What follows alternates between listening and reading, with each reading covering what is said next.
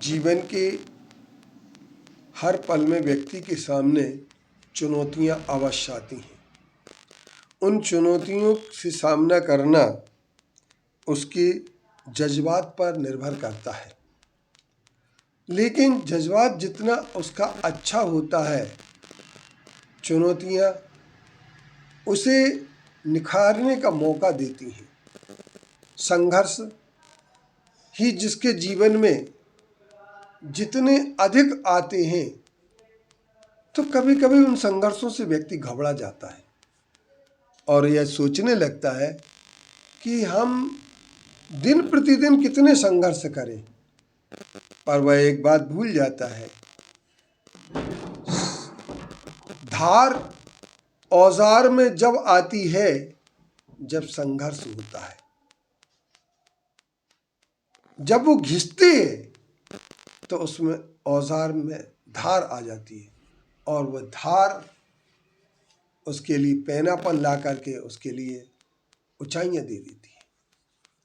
तो जीवन में संघर्ष ही सबसे बड़ी बात है। आचार्य श्री ने मूक माटी एक महाकाव्य लिखा और मूक माटी महाकाव्य सचमुच में मिट्टी की संघर्ष की एक बुनियाद है। और हम ये कह सकते हैं कि जब वह मिट्टी जमीन से लेकर के निकलने तक के बाद उसके हवा में जाने का संघर्ष है, उसके पैरों से कुचले जाने का संघर्ष है। दलित मिट्टी जब पहले कुम्हार के द्वारा पैरों से कुचली गई, वही मिट्टी एक दिन बड़े बड़े सेठों के सिर पर जाकर के रखी गई, क्योंकि उससे बना हुआ कलश व्यक्ति सिर पर रखता है।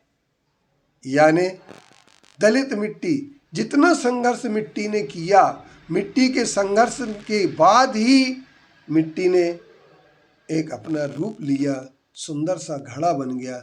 इसी का नाम आचार्य श्री ने मूक माटी लिखा और मूक माटी पर जहाँ आज 55 PhD हो चुकी हों, जहाँ पर 352 देश विदेश के विद्वानों ने लेख लिखे हों, ऐसे मूक माटी मीमांसा के नाम से भारतीय ज्ञानपीठ से 3 भाग प्रकाशित हुए हों, ऐसी मूक माटी का एक ही मात्र लक्ष्य रहा कि संघर्ष के बाद ही व्यक्ति ऊंचाइयों को प्राप्त करता है।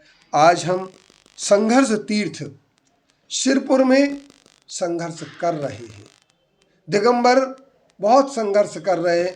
मैं उन सब दिगंबरों के लिए बहुत बहुत आशीर्वाद दूंगा और मैं ये कहूँगा कि आपका यह संघर्ष एक दिन न एक दिन रंग लाएगा और आपका संघर्ष उस सत्य को प्रकट करने में बड़ी भूमिका निभाएगा जो सत्य लेप के आवरण में अभी तक छुपा हुआ है।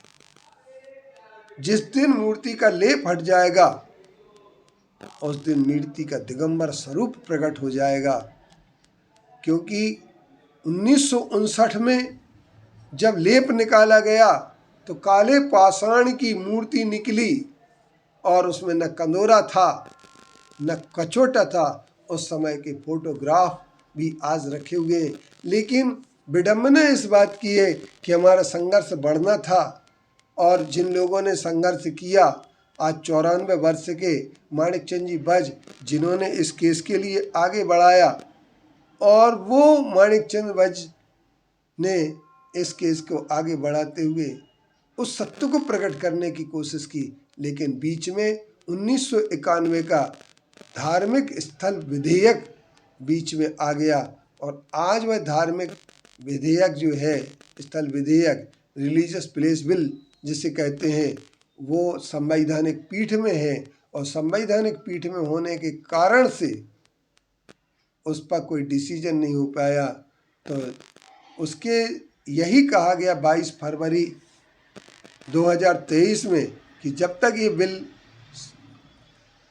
क्लियर नहीं होता है, या तो निरस्त हो जाए या रहे, 2 बातें संवैधानिक पीठ से नहीं आती, 2 में से एक बात कोई भी, तब तक इस दिगंबर शिरपुर के सत्य के स्वरूप को प्रकट होने का समय लगेगा। SLP हमारी अभी पेंडिंग पड़ी हुई है, वो जब हमारी सामने आएगी तो निश्चित तौर पर हमारे लिए एक बात है कि जो फ्रॉड किया गया, रेत और गोबर की मूर्ति बताई गई थी और जब वो लेप निकाला गया तो मूर्ति काले पाषाण की निकली। वहीं पर झूठ का पर्दा फाश हो गया और आज भी पूरा लेप उतार करके अगर लेप किया जाएगा और उसके इंस्पेक्शन जो 59 में पुरातत्व विभाग ने किया, उसकी रिपोर्ट ये कह रही है कि ये मूर्ति काले पाषाण की और बिना कंदोरा कचौटा की है।